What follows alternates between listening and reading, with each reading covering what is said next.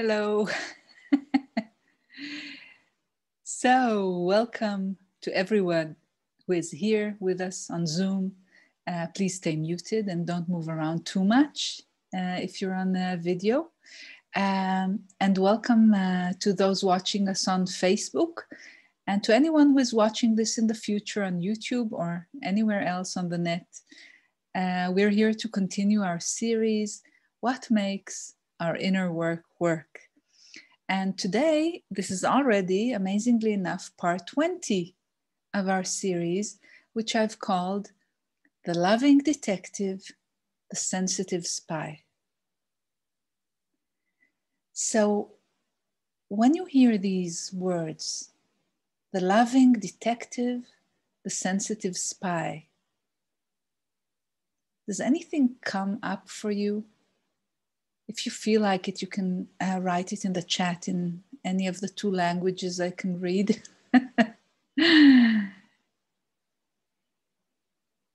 Let's be with it for a second, whether you're right or not. The loving detective, the sensitive spy. We can also add to this, perhaps, the sensitive, conscious scientist, and all sorts of other things of this nature.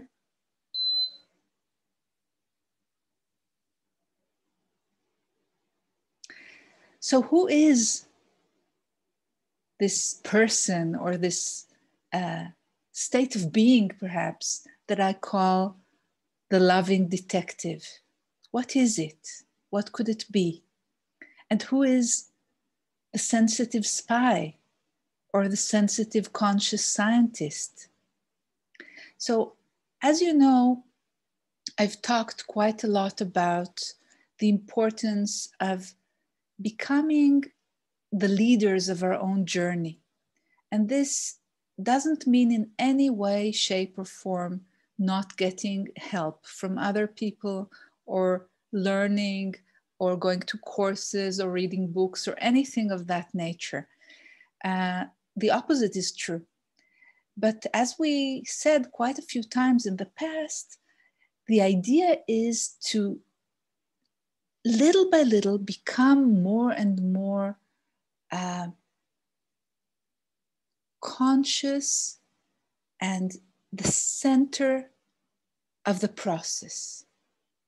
So if I am the center of my process, I can also get some help, when I need it.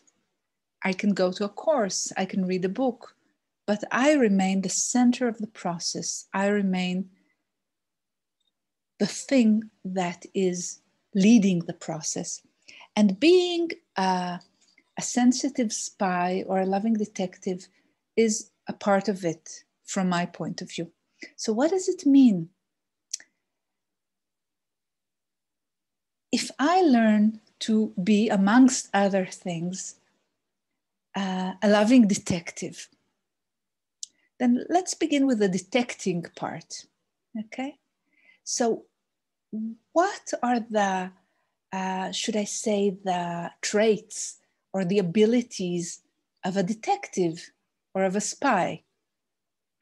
So, for example, a good spy or a good detective who is trying to figure out the truth or what to do or which way to turn or how to proceed in whatever thing he's detecting or spying on or investigating, works as much as possible, if he's a good one, from not knowing or from unknowing.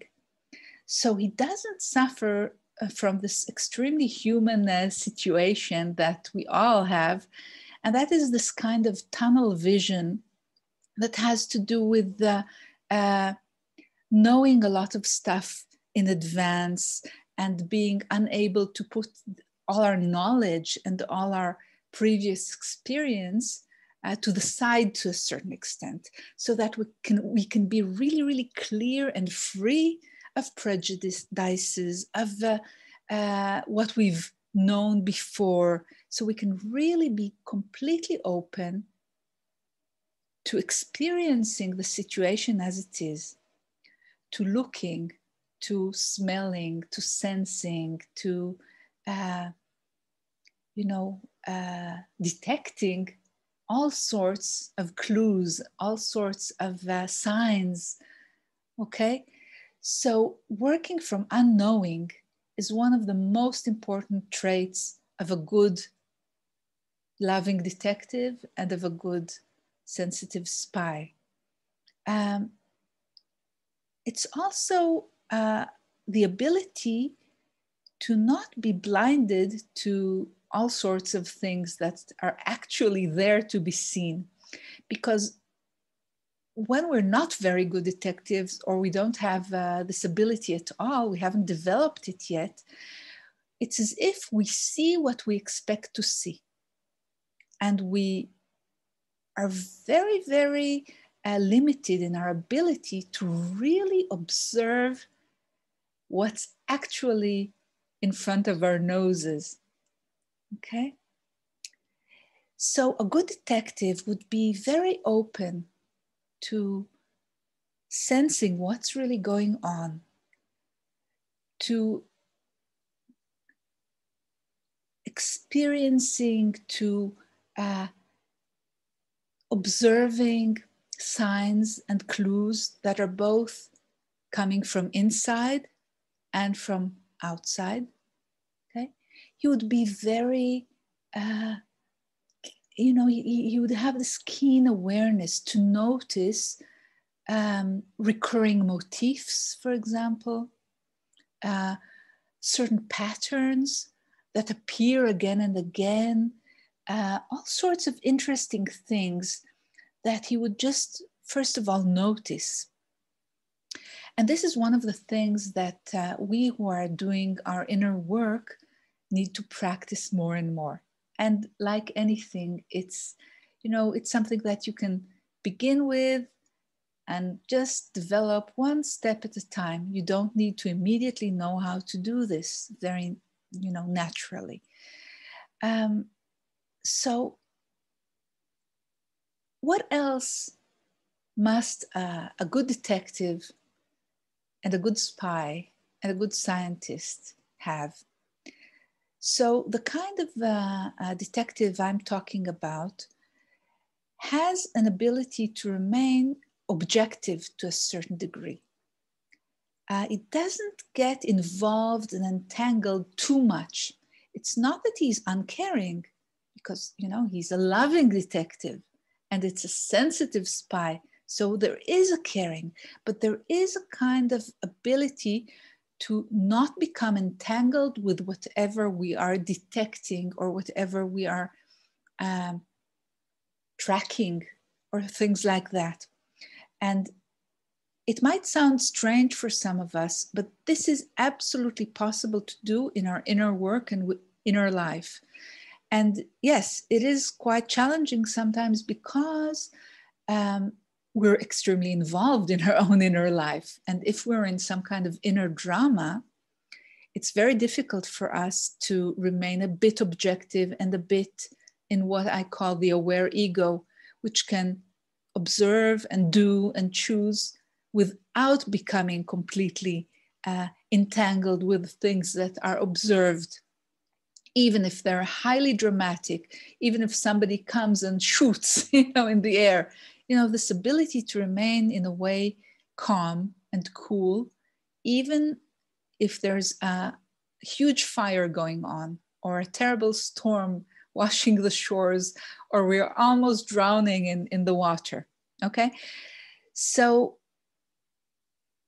he remains not only unentangled with everything that he's detecting, he's also, in a way, he has a kind of, if you think about classic detectives and literature and movies, especially the ones from, the 50s or something like 40s, 50s of the last century, a detective usually had this kind of coolness.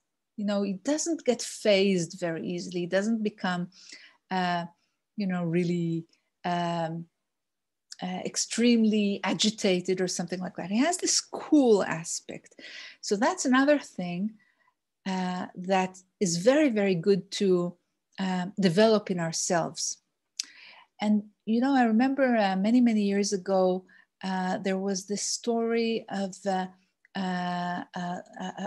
you may remember it, there was this plane that had engine trouble and had to land, I think, I can't remember right now on which river it was, but it was in the US.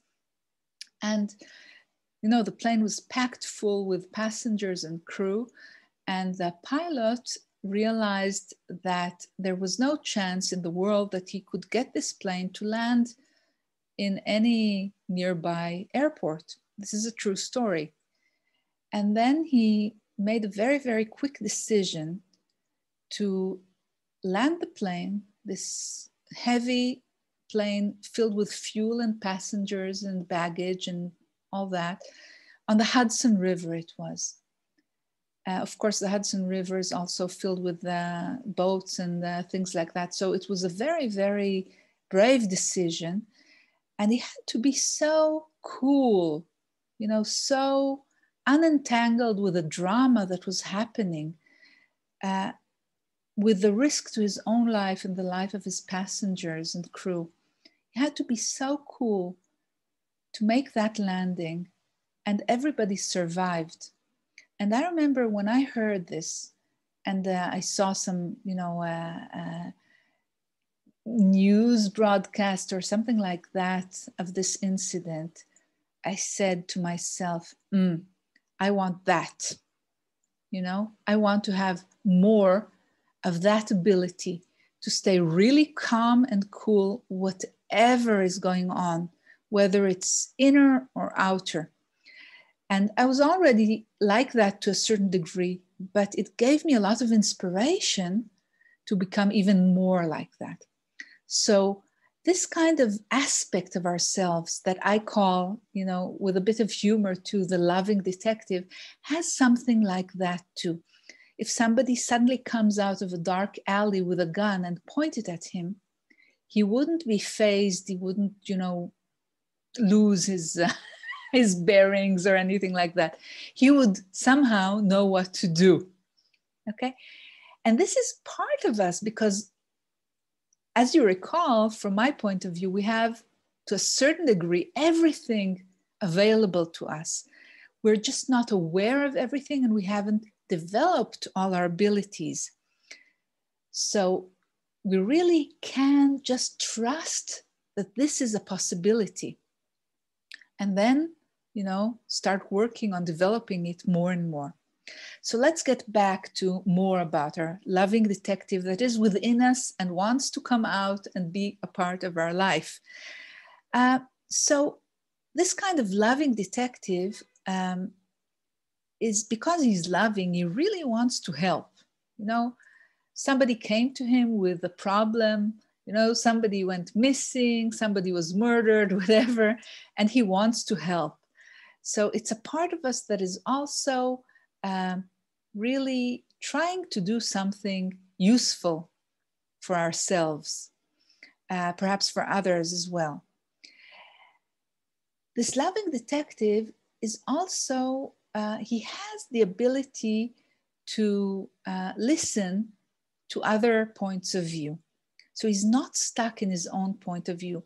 Not only can he listen to other points of view, but he or she can also hear judgment or criticism, whether it comes from within or without.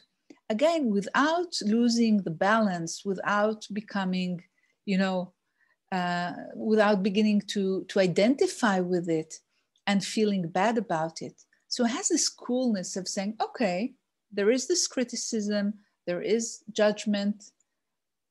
I can listen, I can be with it. Okay. And this coolness and calmness of his makes him non-reactive. And that's another really, really important thing for all of us to cultivate. This ability, whatever happens, to not immediately lash out, somebody hurt us and we immediately, either close down or reply with anger or run away or whatever. There is this ability to be with whatever is happening and not react immediately. Okay. And then we're more and more in what I call the aware eye, which enables us to take a brief second even, and then to choose how we're going to react to this. So we become, in a way, less automatic and more attuned, okay, to what is the best way to react or do whatever it is to do or to say or to even to feel, actually. And even if there is an emergency or we've failed or we've reached some kind of hurdle or anything of that kind, he still remains completely calm. Okay. Another thing I want to talk about is that a good detective and a good spy is also extremely committed to whatever it is that he took upon himself to do. So he's committed and he's determined, or she is determined. So nothing, whatever happens, will take this type of person off the road. Or if something did take him or her off the road, he would very, very quickly come back to it. Okay? And then our loving detective and our sensitive spy, which we can talk much more about, is also loving and sensitive and has compassion and caring. He really, really cares. And she really, really cares. Okay? So all this combined together is a really good way to do our inner work. And in order to make it kind of more tangible, just imagine that you devote a little bit of each day to observing your thoughts, your dreams, to writing in a journal, to reading what you wrote before. Not only writing and just moving on, but going back every few days and reading what happened before, because we forget. It's amazing how much we forget what we've done in our inner work. And just becoming really responsible and really have this kind of loving detective kind of listening to our process and to ourselves, to our inner clues. And when we do that, we really begin to reap more and more fruit of our inner work. Because very often we notice a little bit, but there's so much more there. Now, I want to talk about a few good questions that a sensitive spy, a loving detective, or a sensitive scientist, or whatever you'd like to call it, can ask herself or himself. So one good question would be, this thing that I'm doing, or this way that I'm trying, is it working or isn't it working? And this is as opposed to, is it good or bad? Is it, better than other people's way, or less good than other people's way? Or is it perfect enough, or all sorts of things like that? It's just a very simple question that has very little charge in it. It's just, is it working? And if it isn't working, then it's not so difficult to just move on and do something that works better. Okay? And we don't become entangled in self-criticism and in a feeling of failure. It becomes very, very simple. Another possible question that a sensitive spy might ask herself: what is needed for me to become more complete? what do I still not accept in myself? What in the world do I still find impossible to simply be with without being in reaction mode, without charge, without anger, without becoming polarized against it? Okay. So these are questions that the sensitive spy can ask in order to, in a very calm way, figure out, what am I still not aware of? What part of myself have I still not accepted as a part of the whole me? Okay. Another interesting question for the spy to ask would have to do with being free or feeling obstructed or imprisoned in all sorts of ways. So a good question could be, what is blocking me from having a love in my life? Or what is blocking me from feeling more calm? What is blocking me from feeling more empowered, or anything else? Okay. He can also ask, which doors are still locked in me? What is impossible for me to do? What do I feel is not available for me? What can't I be? What can't I think? What can't I do? Okay, so the detective can even say, this is really interesting. I look at my life with a lot of love and compassion, and I can see that I have freedom in many things, but I can't go to a movie by myself, for example, or I can't imagine myself falling in love with a younger man than I am. Okay, it's just impossible for me to think that, okay, to imagine that.